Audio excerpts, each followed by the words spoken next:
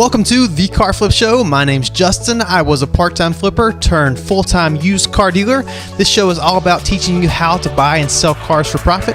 Thanks so much for listening. Let's get into the episode.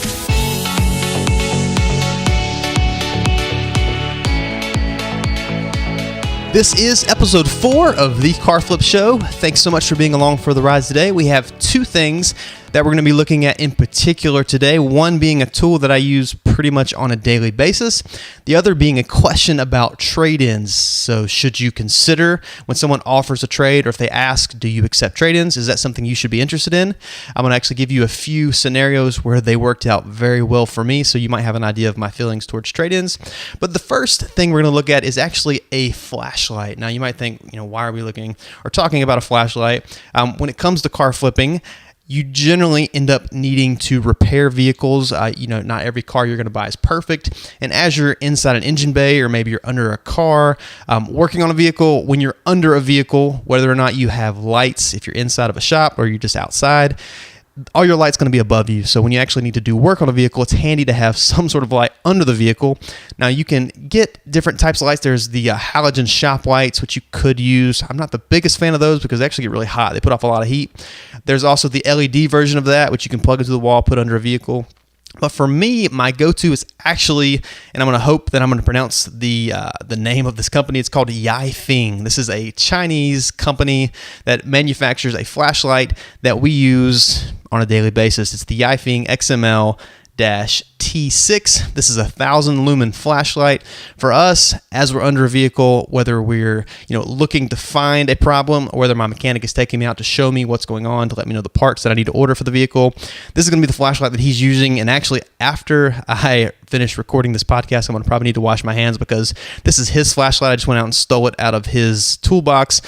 This is usually in his mouth. So as he's working on a vehicle, they make different headsets. You can put this on to put it by your ear and different setups there, but he sticks it in his mouth. And so as he's talking to me, he's trying to explain something with a flashlight in his mouth, and he's holding different things, shaking them around. So this is his go-to in the mouth flashlight. I don't think I've ever said those words together, but this is his go-to. So he's going to be working with this. It actually puts out a lot of light for the size it is. It's about 6 inches. It's not incredibly thick, so it's very easy to handle. It extends to zoom the flashlight. So if you're under a vehicle and need to pinpoint something to say, all right, this is our problem, I'm going to shine the light up here and show you what it is. It's not like a laser pointer, but it gets to where it actually zooms all the way in, so where you can see the LED chip visible. So it's like a square, and it's not huge. Or you can push the flashlight back in to zoom it out all the way, so you have the widest range of light. It has a couple different modes. The only mode we really use is the high mode, but it also has a medium and a low light level. It has SOS if you're ever stranded at sea, and it also has a strobe function, which I guess if you needed to flag somebody down, might be a helpful thing to have. I have one of these in my wife's car, so if we're ever on a trip or something, if you happen to have car trouble at night, or you need to look under a vehicle, or you just need a flashlight in general, this is handy to have. It has an attachment where you can power it using 3 AAAs, or there's also a rechargeable battery that can power this, and you would just need to buy that separately. It doesn't come in the link that you're going to see below, but we'll put a link to the batteries as well. They last a good long time. The AAAs, will provide plenty of power there, but if you're going to be replacing those on a regular basis, if you use it as much as we do, it's helpful to have the rechargeable battery because you can just throw it on the charger and grab a new one. So that is the Yifeng XML T-6. Again, there'll be a link in the show notes below. You can check that out. If you're looking for a flashlight to get the job done, you might see them. There's a couple of them. I have a paint guy. He's in his 70s, and he's a big QVC watcher, and he's always coming in, hey, I bought this on QVC, and he bought this and that. He bought a flashlight a while back for like $30-something, and he thought it was a great deal, and he brought it in, and we put it beside this one, which actually runs, if you buy it individually, this is $9.99 on Amazon. You can buy 2 for $14.99, or 3, I think, for $21.99, if I'm not mistaken. So it's cheaper if you buy 3. We normally buy the 3-pack. Every now and then we drop them. If you're using them heavily like we do, you're going to go through them. So we end up ordering 3 when we need them, and I usually order an extra and just throw somewhere, like in my wife's car. We have one in the house, and we stick them different places. If you ever if there's a storm, the power goes out, it's nice to have a few of these around. They actually, you can buy, and I think I'm trying to remember if these come with it. There's a little lantern type feature you can put on some of them. I don't think these included that, but you can buy those separately. So you could use it as a lantern if you needed to do so, maybe if the power goes out in your house. But he was showing me his, which he paid $30-something on QVC, and I showed him mine. And he was like, how much did you pay for that again? And, on Amazon Prime, these will be to you in 2 days. So at least in my experience, they're better than any other comparably priced flashlight. For $10, you really can't go wrong. For $3, for $21.99, great to have a few extras laying around. So that's the flashlight. If you so desire to check that out, the links will be in the show notes. Otherwise, we're going to get to our question. Had an email question come in about trade-ins. He had someone that had offered a trade on I think it was a pickup truck that he had, but he was just wondering, is it something I should even consider? Could it be worth my while? How should I go about pricing their trade-in? So how do you establish value on theirs and actually have them be okay with maybe taking less than they thought they should, or maybe less than they think the car's worth? So for me, trade-ins are something that I'm always open to.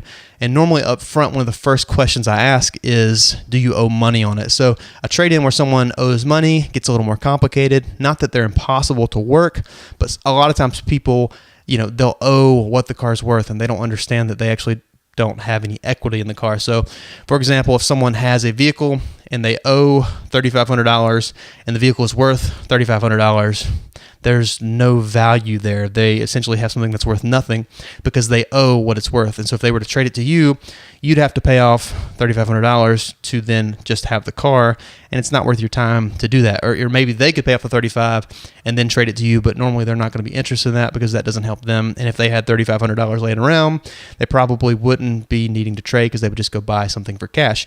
So normally I want to establish there's nothing owed on the car right up front. And if there is, how much? If we're talking they have one more payment left, you need to verify that with their bank. That could be a discussion that you could have, but in today's episode, we're not really talking, that's not going to be the focus, is trading with money owed. We're going to be talking about trading when they owe nothing on their vehicle. Actually, 2 days ago, I was able to accept a trade-in.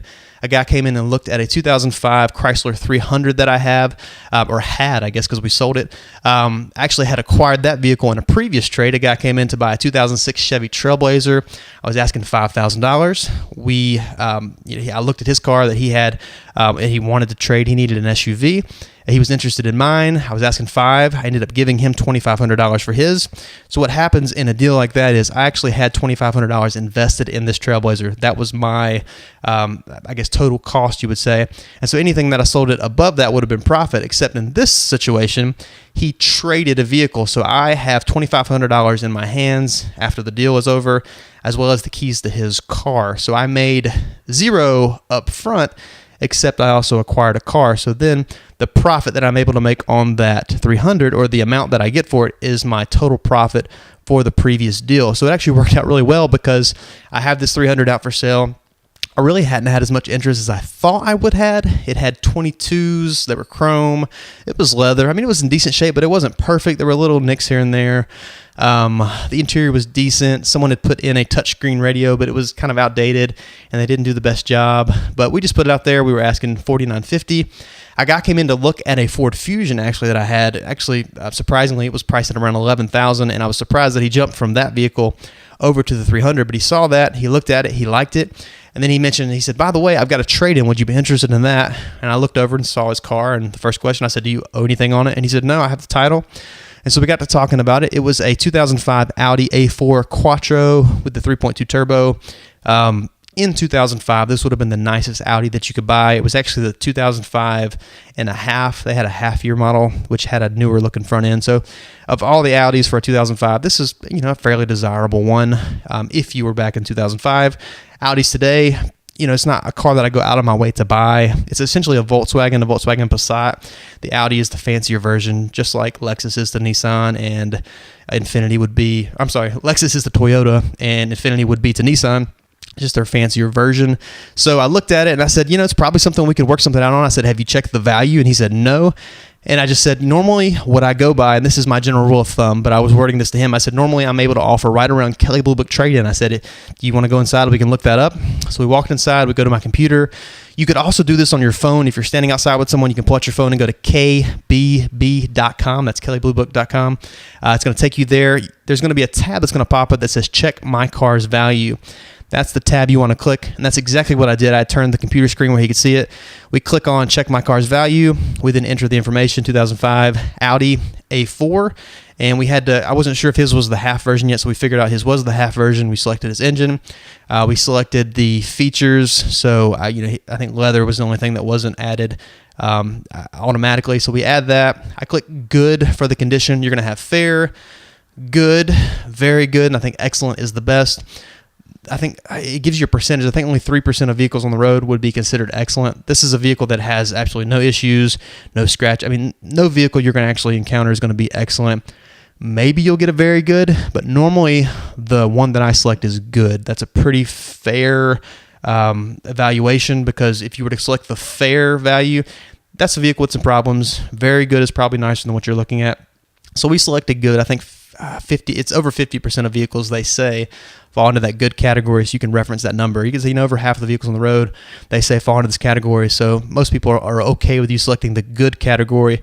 It's going to then take a few seconds to calculate and load, and it's going to give you a number. And for this one, I actually remember the number. It was 2307. I don't know why I remember that. That was 2 days ago.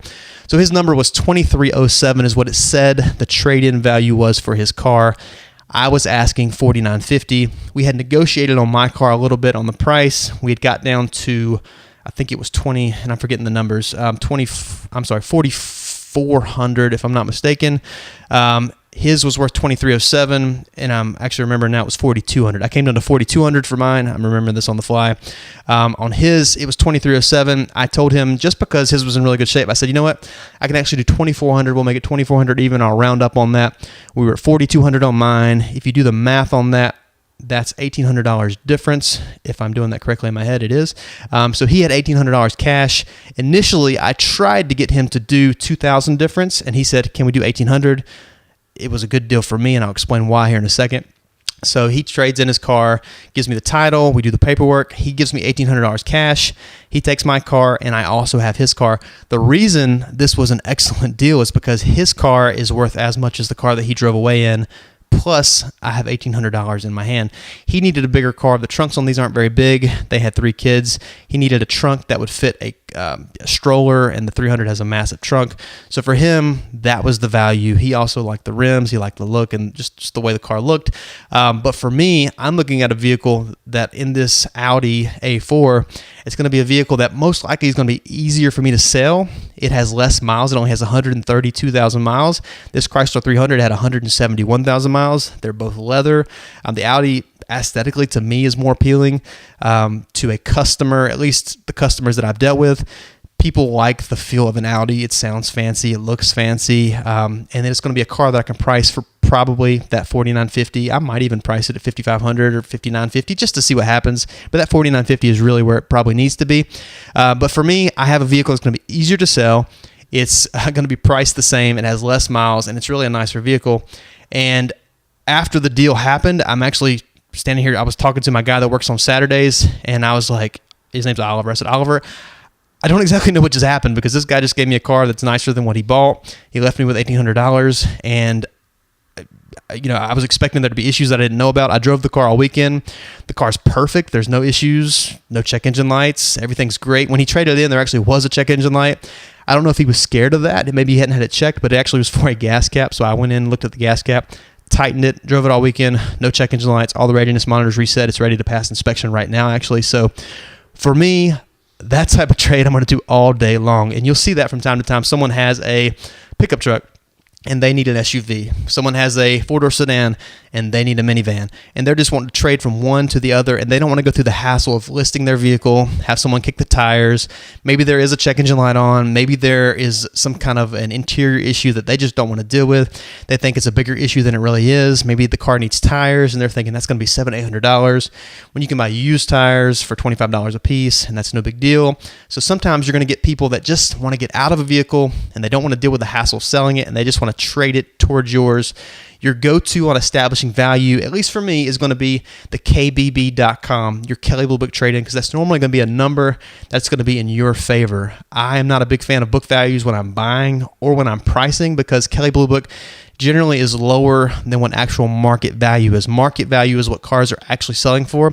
What people are actually asking for the vehicles is market value.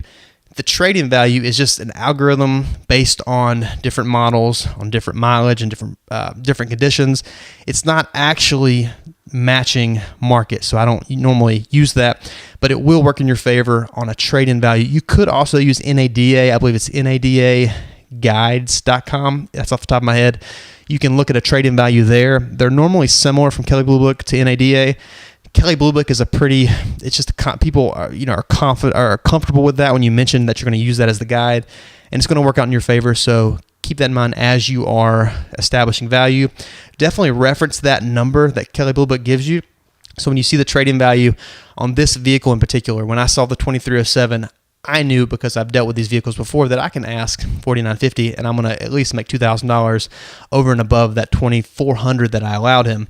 When you see that number, reference it with market value if you're not familiar. So if you have a 2003 Chevrolet Silverado that comes in on trade and market value says it's worth $7,200 trade-in, go reference that with what people are actually asking, because if you're seeing everyone asking $6,950 or $5,500, you're going to know that this trade-in value isn't actually matching up. But normally, 93.7% of the time, it's going to be right, and you're not going to need to actually fluctuate off of that price.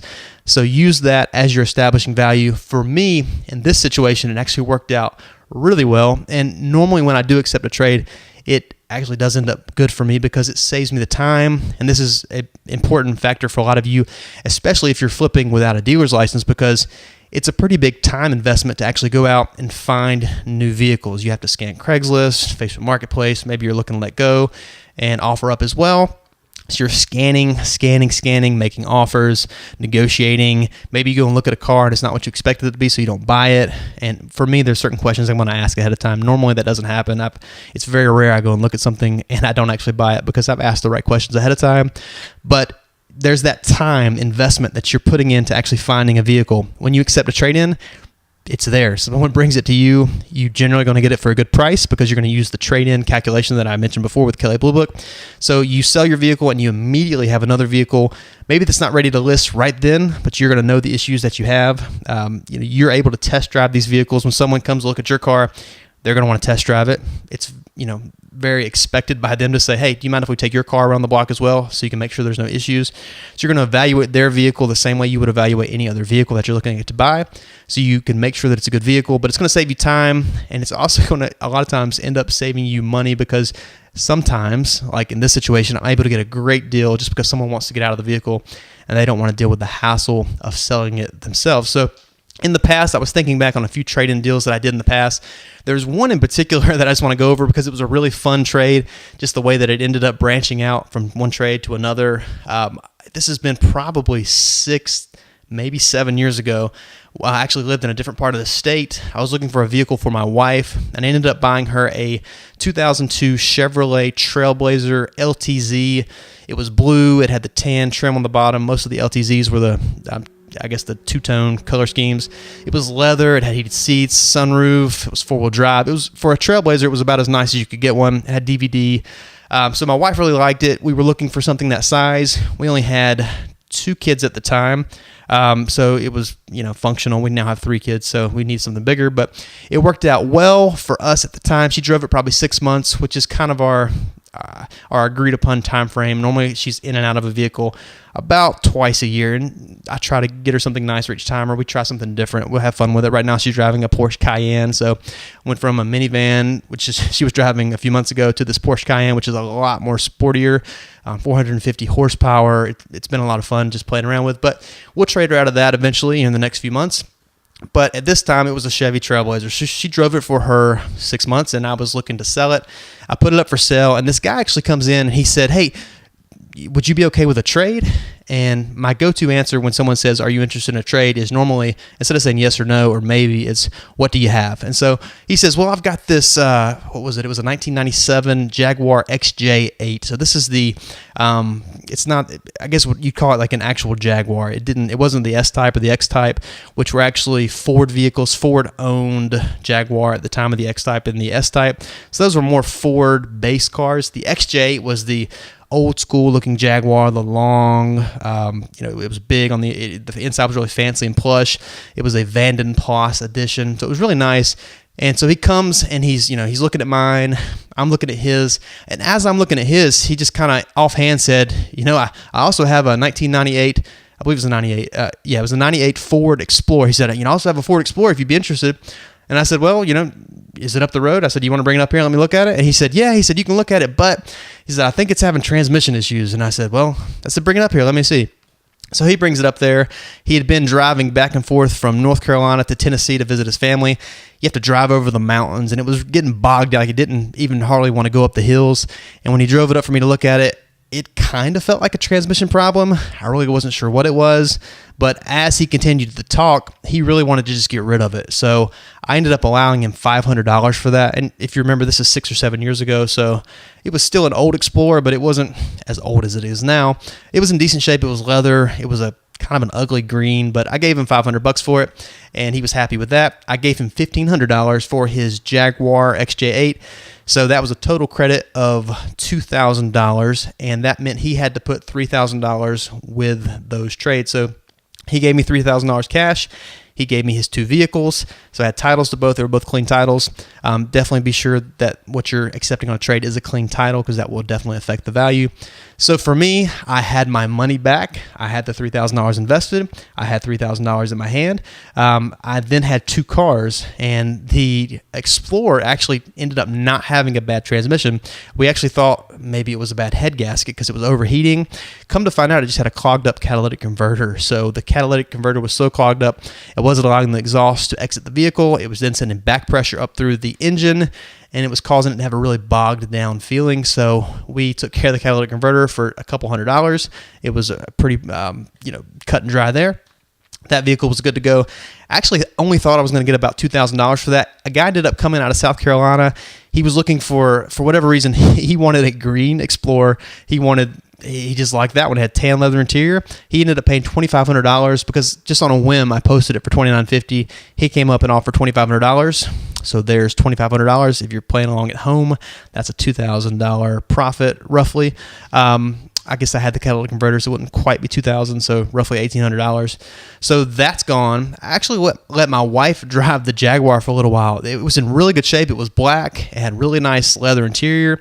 She thought it was cool, so we drove that for a little bit. Ended up selling that. Ended up posting it for sale. I had a guy that called, and he asked the same question that the guy had on the Trailblazer. He said, would you be interested in a trade? And I said, maybe. What do you have? And he says a 2003 Chevrolet Tahoe. And I'm thinking, this is 6-7 years ago when that would have been a lot newer vehicle. I'm thinking, okay, that's probably worth as much or if not more than what I'm asking. So I asked the obvious question, how many miles? So I'm thinking this thing has to have 250,000 miles, which is pretty common with those. And even then, that's something I would have been interested in a trade. But he said 80 something thousand, that was like 81,000 miles. And I'm thinking this thing has to be wrecked. This thing has to be a salvage title. But I didn't want to lose him as far as me being interested. So I said, yeah, come by. Let me take a look at it. We'll see what we can do. He comes by, and from time to time when someone's trading in a vehicle, they think that if their vehicle's worth more, that you'll give them cash over and above. So I'm thinking, this guy thinks I'm going to pay him extra for the vehicle. I don't know what he's doing. He's looking at my car. Eventually, I get the story from him, and what happened was he had moved to North Carolina from California to help his friend who was, at the time, he just thought she was sick, like she was just having some health issues. Ended up being way more serious than anyone realized. She actually passed away 3 weeks into him being here. He had moved in to help her out. She unexpectedly passes away. He didn't have a vehicle. He had just moved here and was just kind of getting set up. His job or his business was making these he would make chocolates, and he would take them to different events in the Charlotte, North Carolina area. And it was just like, I guess, custom, luxury. There was very high-end chocolates, and he would sell them at these different boutiques and different trade events. But he was driving her vehicle because the family, he'd moved down to help her out, and they said, you know what, you made the move out here. She doesn't have anything really, but you can have her vehicle because, you made the move out here to help her out. So they gave him this Tahoe, which he had absolutely nothing invested in, but he's driving to these high-end events, and he's pulling up in a Tahoe, and it just didn't kind of match up with what he thought he needed to appear as. So he saw my Jaguar, which wasn't anything fancy, special, amazing. I think I was only asking like $3,950 for it, $3,950. So he comes in, and long story short, after we talk about what he's wanting to get out of it, he said, I'd be happy if we could just trade even. And I'm still thinking something's got to be wrong with this thing, because at the time, this Tahoe with those miles had a market value of anywhere from $8,500 to $95,000. Some people were asking right around $10,000. So I go and I drive it. There were no issues. The transmission shifted well. There were no check engine lights. It was leather. It had DVD. It had the third row. Everything was in great shape. And so I end up trading this guy even my Jaguar that I have $1,500 in for this Tahoe, which again, my wife had driven the Trailblazer, my wife had driven the Jaguar. For the next few months, my wife actually drove this Tahoe because it was a nice, it was leather, third row, had plenty of space. The kids loved the DVD. The reason that she ended up driving it was because of a little title issue we had. I normally don't recommend people to get into situations as far as a trade-in or even buying a vehicle if someone doesn't have the title in hand. But the situation on this title, which I was able to verify with the family while he was there, the family had said he could have it. That's a dicey situation because, someone could tell you anything. The vehicle could be stolen and they could say, yeah, the family said I could have it. But the family actually verified that the title hadn't been transferred into his name yet. The family lived in Virginia, which was about 4 to 5 hours away from where we were in North Carolina. They were in the process of trying to get the title in his name. The title was currently in the woman's name that had passed away, so they had to provide a death certificate. It was supposed to be very simple, done in a week. It ended up taking about 2 months for this to actually wrap up and to get it actually put in his name so we could then put it in our name. But the family actually had to drive from Virginia all the way to Raleigh, North Carolina, the state capital. The first time they drove down, they didn't realize they were driving down on a holiday. It was a Monday. It was like Columbus Day or something. They drive down, everything's shut down. DMV's closed. They called me and said, hey, I just want to let you know, they were supposed to have the title that day. They were going to do a immediate title. It didn't actually work out. And I'm thinking these folks are there's no way they're going to drive home and then drive back 4 or 5 hours to do this again. They actually, the next week came back down. I paid for their gas. They were very nice. Got the title to the guy that we had accepted the trade-in from. And then we got the title brought to us. So eventually got the title. For me, it wasn't that much of a downside because my wife was able to drive it in the interim. If you were accepting this trade, it could be something that ends up sitting in your yard for a few months. Again, I don't recommend you going about a trade that way. It just happened to work out in the situation for me. I was evaluating the risk, whether or not it was worth it or not. What ended up happening with this Tahoe is after my wife drove it, I ended up getting the title. I actually was able to sell it for $8,500. I posted it for $8,950. A guy came in from a couple miles on the road. He saw it. Actually, I had it parked out by the road. He came by, saw it, offered $8,500, paid cash. So I had $8,500 cash plus the $2,500 that I got for the Explorer, which totals, $11,000. My initial investment on that Trailblazer that started everything was $3,000. Minus what I had invested in the catalytic converter, that's roughly $8,000 profit, all because I was open to trades. Now, again, the title issue could have been dicey. If that had went south, I would have had to have tried to get the Jaguar back from the guy. It would have been a mess, but I was comfortable enough with him and talking to the family to understand that this was going to work out. It was just going to be a little bit of a hassle, which was honestly more of a hassle than I had realized, given the death certificate and the family in Virginia. But it worked out. So I was able to turn $3,000 into almost $11,000, all because I was interested and available in accepting a trade. Now, this Audi A4 that I have, this is kind of a similar, situation. I paid $2,500 for the Trailblazer. I get the trade-in of $300, and now I have this. So I've already made $1,800 cash plus whatever I sell this Audi for. So that initial Trailblazer that I sold, it's kind of like I'm making $1,800 plus. Say I sell this Audi for $5,000, that's $6,800 because your profit continues to grow as you continue to trade. Usually when someone trades, you're not going to keep trading. It's just sometimes you kind of get a continuation like that, which is fun to watch it and watch the money grow, but your profit will not be realized until you actually sell the vehicle that you accept on a trade. So to answer the question in a more concise form, yes, you should be interested in accepting trades because you're in control of the deal. If someone comes and the trade isn't what you thought it was going to be, if they don't want to take what you would like to offer from a trading standpoint, you can always say no.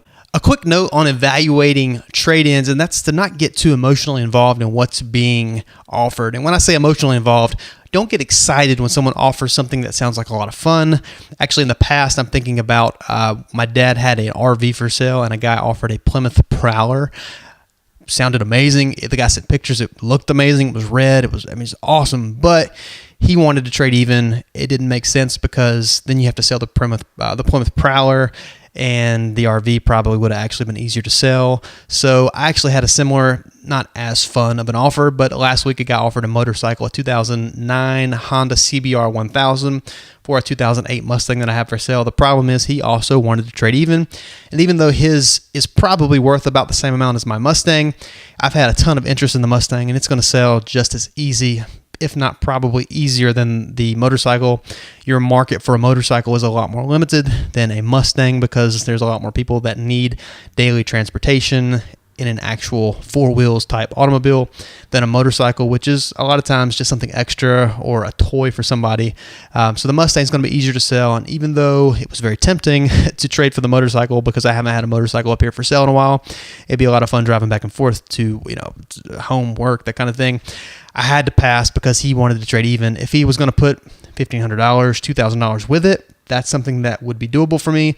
But to trade even in this situation, that wasn't going to work because it's going to be just as easy, if not easier, to sell the car that I already have. Now, that being said, sometimes trading even can make sense. For example, if you have a vehicle that you've been sitting on for 3 months, 4 months, 6 months, and it's just not had any interest, and someone offers a vehicle to trade even that you're going to be able to sell for the exact same amount, but it's a vehicle that you think is going to be more desirable or be a quicker flip, there are times where that could be a viable option. So you have to run those numbers in your head to make sure you're getting at least a equal amount that you can actually sell that vehicle for that yours would be, and maybe you can sell that vehicle faster to get yourself out of a jam as far as one that's just been sitting for a while. So could be viable. For me, normally I'm not going to be interested unless I'm coming out ahead. So you can run those numbers in your head if you ever were to get an offer such as that. But don't get too excited if something that someone is wanting to trade is something that's going to be fun or exciting or something you've always wanted. Make sure the money lines up. Make sure your profit margin stays intact before you go out and just get something fun on a trade. So for me, I passed on the motorcycle even though it was very tempting. I actually have my dealer's license. We have this actual dealer's, little mini dealer tag. So all I got to do is throw that tag on it and I'm good to go. But for you, be careful that you don't accept a trade just because it's going to be fun and you don't have the value there in the trade. So that's all for this week's episode. Thanks so much for listening along with us. I wanted to read a review for those of you, if you had a moment, if you're on the iTunes podcast app on your phone, it'd be amazing if you could take 2 seconds and rate and review this episode. It helps us big time when it comes to new people being able to see the show and follow along as well. But if you would leave a review, I will read it at some point on the podcast. And this week, I'm going to be reading a review from Queen is Monet 1908. It was a 5-star review, so thank you so much for that. And the review read, "You can tell that Justin is super," with 2 U's, knowledgeable about car flipping. You can also tell that he enjoys it and is passionate about it, which makes this podcast enjoyable to listen to. I enjoyed hearing about his first flip.